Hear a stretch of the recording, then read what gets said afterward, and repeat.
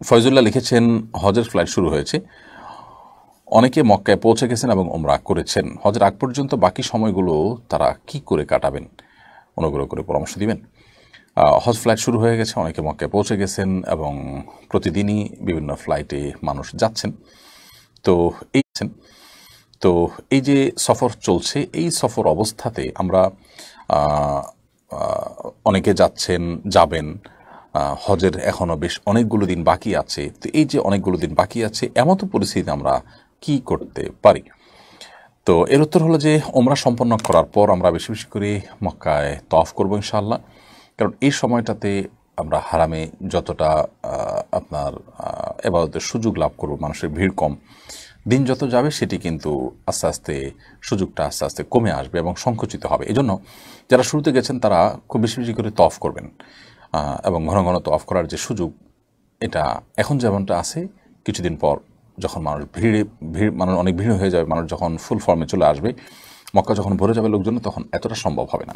দ্বিতীয়ত বেশি বেশি মসজিদে হারামেই কাটাবেন, সেখানে একসাথে 3-4 ওয়াক্ত নামাজ পড়ে তারপর হোটেলে আসবেন, একান্ত প্রয়োজন না হলে হোটেলে আসবেন না, সেখানে বসে ইবাদতবন্দি কোরআন তেলাওয়াত। আমি বিশেষ করে বলি যারা কোরআন কারীমের সহি নেয় যাদের, তারা সেখানে হাফেজ আছেন, আপনার কাফেলাতে আলেম আছেন, অথবা কোরআন সহি আছে এরকম কোনো মানুষ আছেন, তাদের সাথে কথা বলে তাদের সহযোগিতা নিয়ে আপনার কোরআনটাকে আপনি ঝালাই করে নেন, শুদ্ধ করে নেন।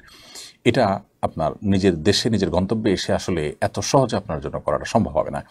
সেখানে এই যে অফুরন্ত সময় আছে আমাদের সাথে, নামাজ পড়া, তওয়াফ করা, এর বাইরে আর কোনো কাজ নেই। সো এই অবসর সময়টাতে আমরা চাইলে কোরআনকে সহি করে ফেলতে পারি। এর বাইরে অনেকগুলো ভালো বই আছে মক্কা মদিনা সম্পর্কে, সেই বইগুলো আমরা কিনে নিতে পারি। যেমন সিয়ান পাবলিকেশনস থেকে হজ ওমরা বিশ্বকোষ নামে একটা বই আমার হাতে এসে পৌঁছেছে। বইটা খুবই সুন্দর, চমৎকার, মাশাআল্লাহ। আপনি চাইলে এই বইটা আপনার সাথে রাখতে পারেন এবং এই বইটা নির্ভরযোগ্য এবং সচিত্র, একেবারে আগাগোড়া প্রত্যেকটা পৃষ্ঠা আমার দেখার সুযোগ হয়নি, তবে যেটুকু দেখেছি আমি ততটুকু ভালো মনে হয়েছে, আল্লাহ আলাম। তো এটি যদি আপনার কাছে থাকে, আগাগোড়া আপনি পড়ে ফেলেন, তাহলে মক্কা এবং মদিনা সম্পর্কে একটা ধারণা তৈরি হবে। এর বাইরে নবী করিম সাল্লাল্লাহু আলাইহি ওয়াসাল্লামের সিরাতের একটা গ্রন্থ আপনার কাছে থাকতে পারে, হাইকুল মাখতুমটা আপনি নিতে পারেন, বা অন্য কোনো ভালো সিরাত গ্রন্থ আছে। ইদ্রিস কান্দরবী রহমতুল্লাহ আলাইহির 3 ভলিউমে নবী সাল্লাল্লাহু আলাইহি ওয়াসাল্লামের সিরাত গ্রন্থ আছে, বাংলা অনুবাদ হয়েছে। তো এই সিরাত গ্রন্থ কোনো একটা আপনার কাছে থাকতে পারে এবং আগাগোড়া আপনি সফরে বসে বসে সেটা পড়ে শেষ করতে পারেন এবং সম্ভব হলে রুমমেটদের সাথে একটু পর্যালোচনা করলেন, তাতে ইনশাআল্লাহ বেদিন আপনার সফরটা ফলপ্রসূ হবে এবং আপনি হজের সফরের অনেক কিছুর সাথে সিরাতের রিলেশন আছে, অনেক জায়গার সাথে সিরাতের অনেক ঘটনার আপনি মিল খুঁজে পাবেন। তখন আপনার ইবাদতটা অনেক বেশি তৃপ্তিদায়ক হবে, অনেক বেশি প্রাণবন্ত হবে এবং অনেক বেশি আপনার কাছে ভালো লাগবে ইনশাআল্লাহ তাআলা। তাহলে অবসর সময়গুলোতে আমরা এখন বেশি বেশি তওয়াফ করবো, হারাম বেশি বেশি নামাজ পড়বো, কারণ প্রতি রাকাতে 1 লক্ষ রাকাতের সওয়াব। এখন যে রিল্যাক্সে আপনি ইবাদত করতে পারবেন, যতটা ফাঁকা ফাঁকা ভাব পাবেন, এটা কয়েকদিন পর থাকবে না।